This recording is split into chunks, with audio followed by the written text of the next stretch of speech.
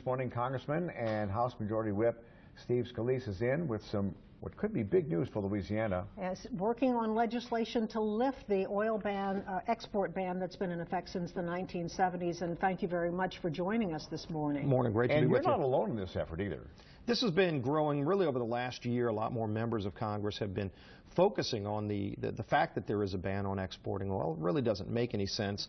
Maybe it made sense in the 1970s. Especially with the glut we have now. But yeah, today with the shale plays, of course, with deep water drilling, there's such a surplus of oil in our country. In fact, they're shutting down wells right now across the country. We're seeing probably about half of the rigs operating today. Thousands of people have been laid off.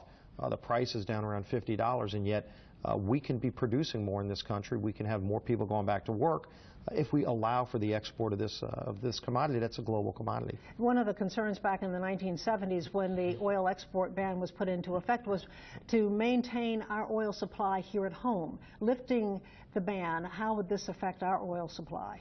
Our oil supply has never been greater, and of course technology has allowed us to find more reserves. Back in the 70s, they thought we were going to run out of oil in the United States. Of course, today, all around the country, it's not just in Louisiana, Texas, and Oklahoma. They're drilling for oil in Ohio and Pennsylvania and North Dakota, and yet now they're shutting down wells. They literally are closing in wells and laying people off because there's this ban that exists. Not only is the price low, but you can't export the product if you made it.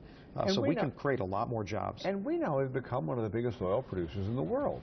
Oh, absolutely. And in fact, if you look at the growth in oil production in America over the last 5 to 10 years especially, we can literally become the next Saudi Arabia in oil production. But this ban is actually hurting our ability to do this. And it also, if we lifted the ban, it would allow us to supply more oil to our allies around the world, especially Europe, where they're reliant on Russia to get their energy. They would love to be able to trade and get their oil from the United States. It would help our economy, but it would also help energy security all around the world. And the impact here in Louisiana? Well, the impact you would see would be increased jobs all around South Louisiana, especially where you're seeing layoffs today, where you're seeing people that aren't able to produce for oil to be able to get back to work. But it would also strengthen America's position in the world. It would allow us to actually have a greater supply of energy that we're making in the United States of America. Let's go and, I mean, this is a global commodity anyway. Why are we limiting ourselves? Iran, under this bad deal with Iran, Iran could export their oil. We can't even export ours. It doesn't make any sense. And that's one of the big concerns with a lot of oil producing states, where we have more oil than we can use right now. And the only market for U.S. oil is here in the U.S. Yeah, absolutely. If you look, members from all around the country, members of Congress are starting to recognize and question this ban. I've spoken to the rest of our leadership team in Washington. They recognize now that it doesn't make any sense to have the ban in place. So tonight, when I go back to Washington, we're going to actually be whipping this issue, asking all of the members in the House where they stand on lifting the ban. And so it elevates the issue. It forces members to actually look at this and say, okay, where am I on it? You know, maybe since the 70s nobody's thought about it.